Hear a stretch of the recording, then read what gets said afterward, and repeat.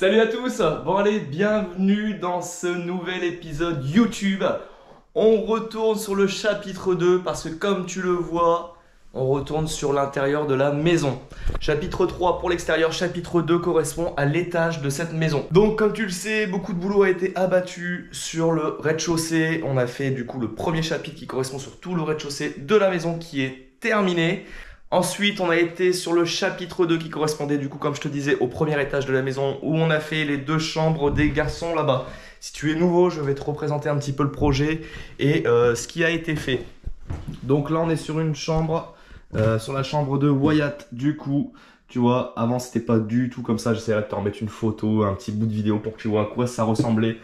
Sol, mur, plafond, tout a été refait, isolation complète, électrification des volets. Pour appuyer simplement sur le bouton pour les descendre et les monter. Donc on est sur des chambres d'enfants, des chambres de garçons. C'est un petit peu le chantier, on ne vous cache rien. Donc là on retourne maintenant sur l'étage parce que entre deux on avait fait le chapitre 3 qui correspondait à l'extérieur de la maison. On a fait une super réalisation de terrasse, on en est super content. Donc maintenant que l'été commence à se terminer, on est début septembre. Et ben ça y est, on va rattaquer du coup le premier étage de cette maison. Donc on a fait la partie garçon, une petite partie de la partie garçon du moins, avec leurs deux chambres. Maintenant, on va s'attaquer un petit peu aux filles. Parce que si tu ne le sais pas, avec Chérie, nous avons à nous deux 5 enfants, famille recomposée. Moi, j'ai 2 garçons et une fille, et Chérie a 2 filles, ce sont des jumelles. Les garçons ont eu, pour l'instant, leur chambre de fête, ce qui est une très bonne chose. Ils en sont super contents. Maintenant, il faut passer à la partie filles. Et oui, bah, il faut bien qu'on arrive à faire un petit peu les deux, l'un après l'autre. Donc voilà, donc les filles, pour te remettre un petit peu, ça c'est leur chambre, donc ça c'est la chambre d'Eva, tu vois, on est vraiment dans son jus, c'était un peu comme ça la chambre des garçons, plafond en lati, mur en pierre plâtrée, sol en parquet. Beaucoup vont nous dire oui mais vous l'avez pas gardé. Non, on a pris la décision de ne pas le garder, ça ne nous plaisait pas nous personnellement, mais si toi tu rénoves, tu peux les garder, les reponcer, ça peut te faire des super... belle chambre. Là on est sur la chambre de nos 2 filles du coup, de Léna et Théa. On a rebasculé ici la partie salle de jeu parce que là ici on avait fait leur salle de jeu là, c'est un grand palier qui distribue du coup une chambre, celle-ci, et la salle de bain. On fait un peu de place et on a remis la partie salle de jeu télé dans une chambre parce que cette chambre fait plus de 20 mètres carrés, donc il y a largement la place pour l'instant, le temps des travaux d'à côté, de l'accueillir. Donc voilà, là on t'a remis un petit peu dans le contexte, comment sont les chambres, à quoi ça ressemble, c'est très moche, pas beau, mais bon pour l'instant les filles peuvent largement s'en servir et vivre dedans, ce n'est pas du tout un problème. Donc maintenant, la partie des filles qu'on va réaliser, qu'est-ce que ça va être? Roulement de tambour, tout se passe derrière cette porte. On a du coup le palier comme je te dis, on revient du premier palier, on arrive sur un deuxième où on ne peut pas faire de chambre parce que forcément c'est un passage pour aller dans d'autres pièces. Ici on va à la chambre de Léna, ici on va à la chambre d'Eva, et là on arrive dans une autre partie de la maison. Et cette partie, ça va être la salle de bain des filles. Ouais, faut se projeter, on est d'accord. Donc on est sur une salle de bain qui sera quand même assez grande. Elle fera, pour l'instant elle fait 190 par 2,40 m ou 2,50 m. Donc voilà, on va être sur une belle taille de salle de bain. On a déjà fait tous nos plans, on sait ce qu'on va faire. Je pense qu'à la fin, ça va être magnifique. Bon, avant de t'expliquer le projet, de t'expliquer ce qu'on va faire, eh ben, il faut déjà passer à la première étape, c'est-à-dire vider cette pièce-là qui nous servait un peu de stockage pour le rail, la laine de verre, etc. Toutes ces choses-là. Donc ben, ça, il faut le retirer. C'est le truc chiant, on est à l'étage, il faut monter les escaliers. C'est vraiment pas ma partie préférée, mais les pièces qu'on va faire vont tellement être belles que ça va vraiment donner envie d'aller y travailler et de faire des choses dedans. Et ça va être juste génial. Donc première étape, je vide la pièce et on en reparle après.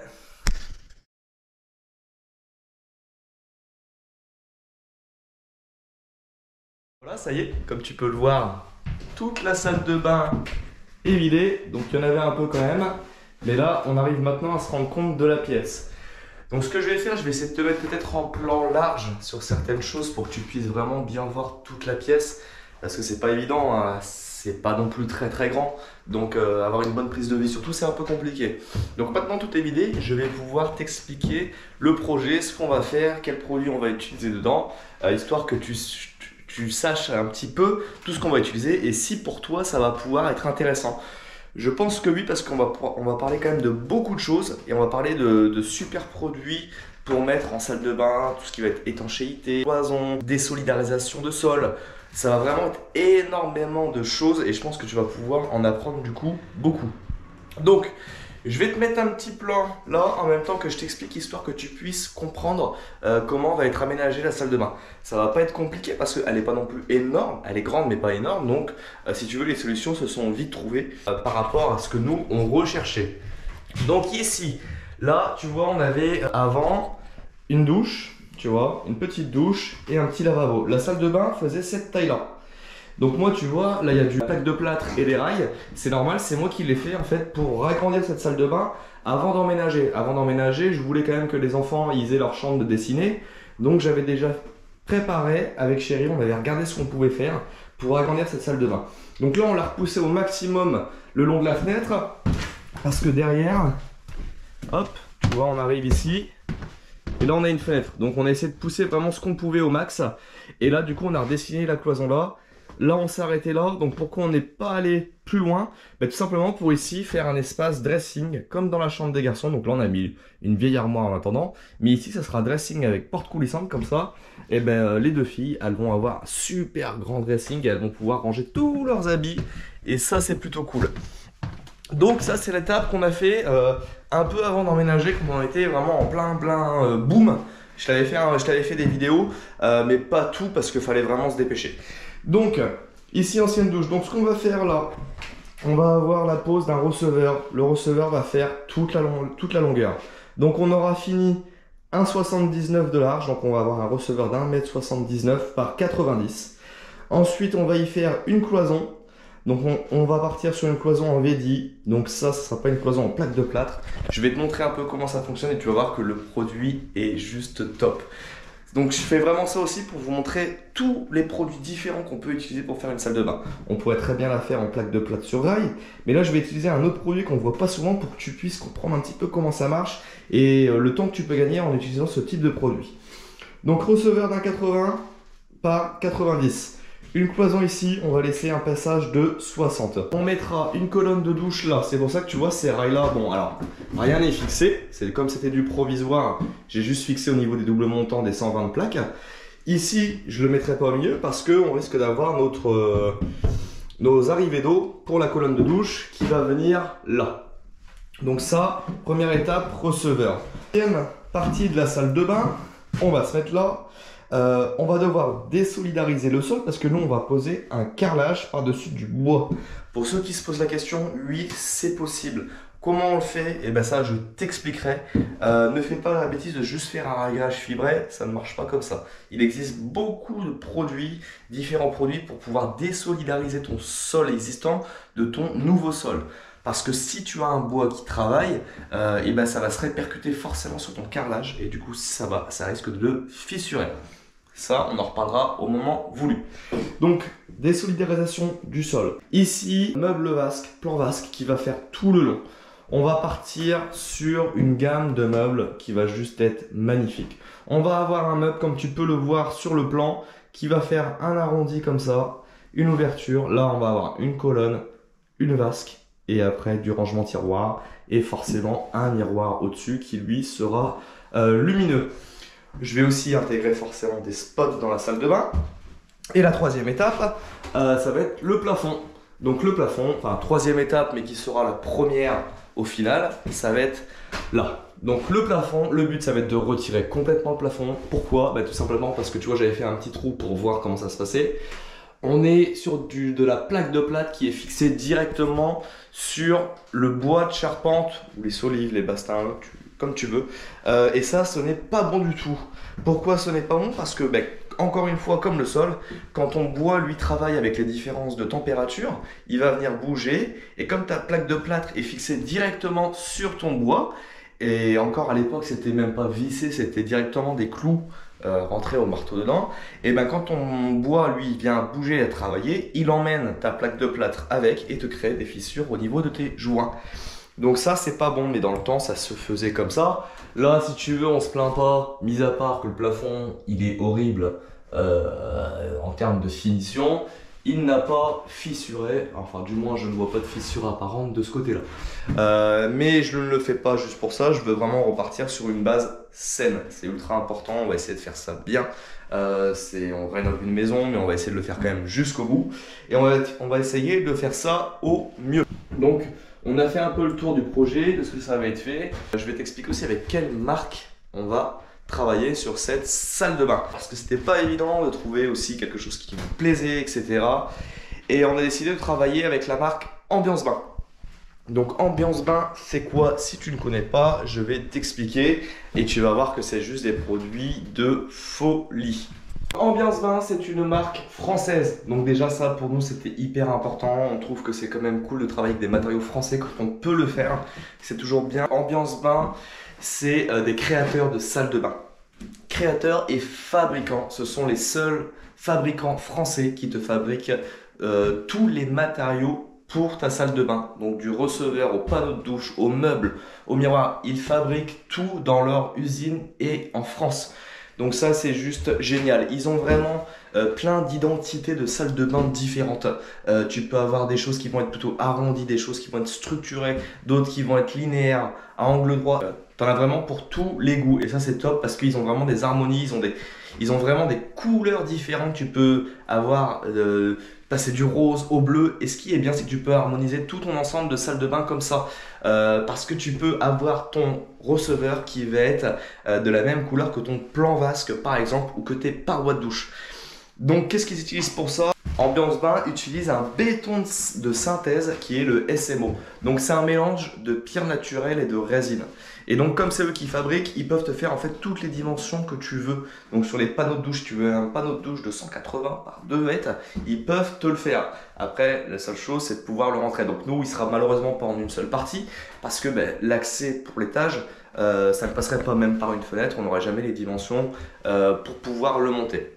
Donc ça, c'est vraiment top. On va pouvoir harmoniser notre salle de bain et ça va être magnifique à la fin. On a vraiment déjà hâte, là on n'a même pas commencé, qu'on a déjà hâte de voir le résultat et de voir les yeux des filles quand elles vont voir leur salle de bain. Et ça va être juste génial. Donc voilà, là on a fait un peu le tour du coup des présentations, de ce qu'on va utiliser, de ce qu'on va faire dans cette salle de bain. Et bien au bout d'un moment, on n'a pas le choix, il va falloir commencer à attaquer les travaux. Et ça va être la partie qui est pour moi la plus pénible dans les travaux. C'est la manutention, donc tout ce qui va être démontage. On va prendre de la poussière, il fait encore super chaud pour un mois de septembre. Et là, il va y avoir la laine de verre. J'imagine que la laine de verre, elle doit avoir au moins 30 ans. Donc ça va piquer, ça va gratter, ça va pas être agréable. Donc on va se protéger. Forcément, gants, lunettes, masques. Pour les oreilles si on fait du bruit. Et puis masque respiratoire, je pense que là vraiment ça va être nécessaire de le faire. Parce que ça va vraiment pas être agréable sinon, et on se protège. Les EPI, c'est important, je ne le fais pas tout le temps. Je ne serai pas donneur de leçons là-dessus parce que je sais que je le fais pas assez, mais je me permets quand même de vous le dire parce que il faut que vous le sachiez. Mon rôle aussi, c'est un peu de vous prévenir de tout ça. Même si moi je ne le fais pas, toi essaye de le faire, ça serait cool. Donc écoute, c'est parti, on va commencer à démonter le plafond et puis je t'expliquerai la suite comment on procédera pour tout le reste. Go!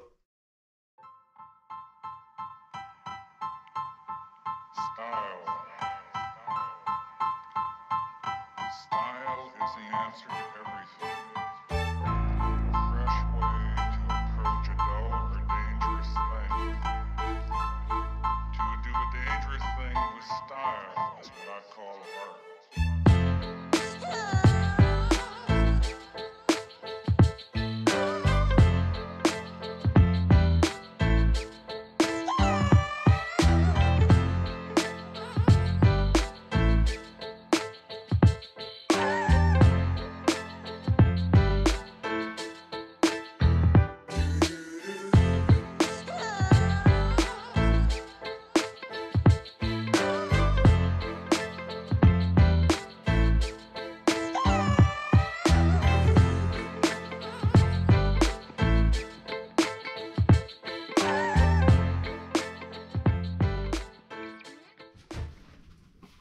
Bon, t'imagines un peu la galère ou pas là?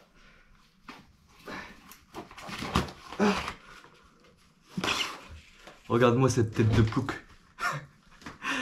Ah là, ouais, tu vois, là, j'espère qu'à travers cette vidéo, tu ressens toutes les sensations que je ressens avec la laine de verre que j'ai partout sur les bras, qui a dû aller partout sous le t-shirt et dans des endroits que t'imagines même pas.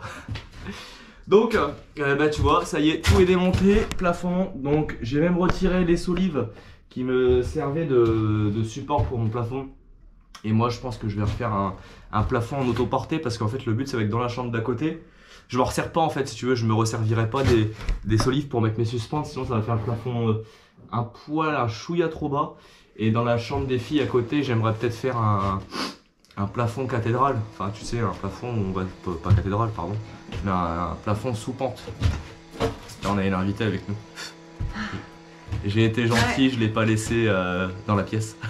Non, Elle m'a tout descendu. J'ai tout descendu parce qu'il y a quand même un étage à descendre et ben, ça fait du sport.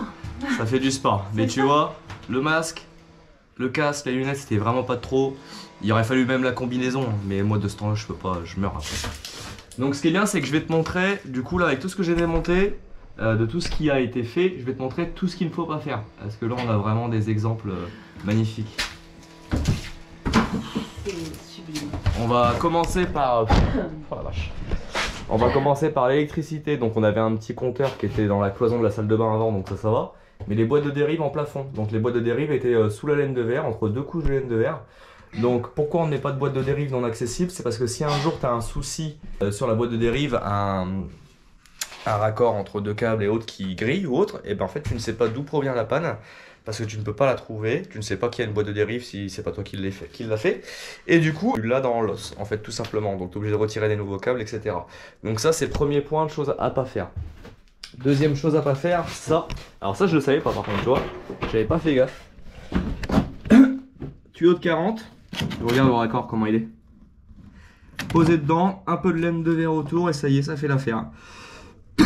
Donc c'est comme ça qu'ils ont fait au final le raccordement de l'évacuation. Donc ça certainement à pas faire, on ne laisse jamais un tuyau comme ça ballant sans raccord, sans le coller, parce qu'en fait si tu veux ça marche, il n'y a pas de souci. Mais si imaginons un jour tu as un bouchon et que l'eau remonte, c'est pas ta laine de verre qui va l'arrêter et là ça va remonter jusqu'ici. Et là t'es foutu, bah t'inondes tout, t'inondes le rez-de-chaussée, etc. Donc voilà, ça va pouvoir sauter, c'était l'ancien réseau. Comme j'ai coupé tout l'ancien réseau, j'ai tout repassé en neuf, ça je vais pouvoir le couper et remonter un nouveau réseau. Donc là on est pas mal, il va rester à casser toute la faïence qui est au mur. Là ici le petit bout de placo qui est collé au mur aussi. Comme ça on sera bon dans les gravats, mais moi là en attendant sincèrement je vais aller prendre une douche. Parce que je te jure que j'ai envie de... J'en peux plus. J'en peux plus, donc je casserai ça, ça fera beaucoup moins de... Il y aura plus de laine de verre. Pardon. Il y aura plus de laine de verre donc ça sera quand même mieux. Mais là je vais aller prendre une douche entre temps parce que je suis au bout de ma vie. Bon allez, sur ce, prendre une douche, on va peut-être manger un bout. Oui. Et allez, ça y est, on y retourne. La douche est prise, ça fait du bien, ça pique un peu moins. Donc si je peux donner un petit conseil quand tu fais de la laine de verre, eh ben, il faut que tu prennes une douche froide. Avec une bonne pression, comme ça les pores restent fermés et en fait ça te retire toute ta laine de verre. Donc il faut éviter d'y aller à l'eau chaude et de se frotter. Si tu te mets à l'eau chaude, tu te frottes du savon, en fait tu vas le faire pénétrer dans ta peau et ça va être encore pire. Donc je pense que c'est bien des fois de t'en parler. C'est des tout petits détails mais qui peuvent te sauver une bonne nuit sans que ça te gratte de partout. Donc là, comme je t'ai montré tout à l'heure, on est bon. Maintenant ce que je vais faire, on va finir aujourd'hui la démolition. Les lecs, je regarderai peut-être aussi en même temps pour démonter un peu des lecs. Mais là je vais déjà retirer tout ce qui est faïence, tout ce qui est faïence au mur, et là j'ai un petit peu là de plaques de plâtre collées au mur, donc je pense qu'on va en profiter pour le retirer en même temps. Donc là on va sortir les gros moyens. On va avoir le petit bébé. Donc on est sur le marteau piqueur à batterie de 2 watts. Est-ce que j'ai une référence? Le DCH 481. Donc on est sur du 54 volts. Et ça je peux te dire que ça envoie du steak, mais un truc de dingue. C'est vraiment pas mal. Alors par contre c'est très énergivore, ça te bouffe les batteries assez rapidement. Donc moi je prends de la 9 ampères histoire de gagner un petit peu de temps. Avec une 9 ampères tu tiens à peu près vraiment sans t'arrêter 25 minutes, 25-30 minutes avec une batterie. Ce qui est déjà pas mal parce qu'il faut vraiment beaucoup de puissance pour ça. Donc là je vais décoller tout ça. On va en profiter pour encore tout déblayer, puis on va aller faire un petit tour à la déchetterie, ça sera pas mal je pense. Allez c'est parti, on se lance là-dessus.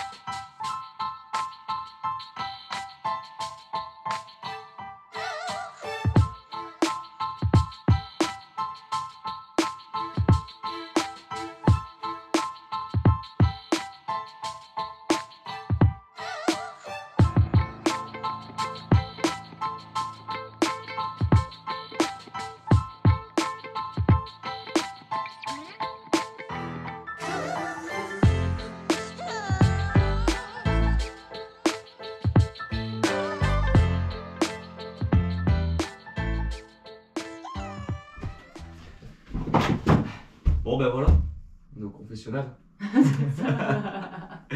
Bon, une première journée de fête, enfin, allez, bonne demi-journée, on a commencé à midi. Là, il est 16h45, on a mangé entre temps, mais tout le démontage est fait. Une grosse étape quand même de Une- fête. L'étape la plus chiante, je pense. Ouais, C'est non, sûr. Horrible. On a bouffé par la laine de verre, l'odeur La ça pue, poussière. tu bouffes de la poussière, les étages à descendre avec les gravats, tout ça. Une Bon, galère. enfin, t'en as pas beaucoup descendu des gravats. Hein. Oui, c'est toi. Ah ouais. Un petit peu quand même. Donc voilà, non, une bonne étape de fête, mais tu vois, là au moins on est reparti à nu. Donc on sait ce qu'on a.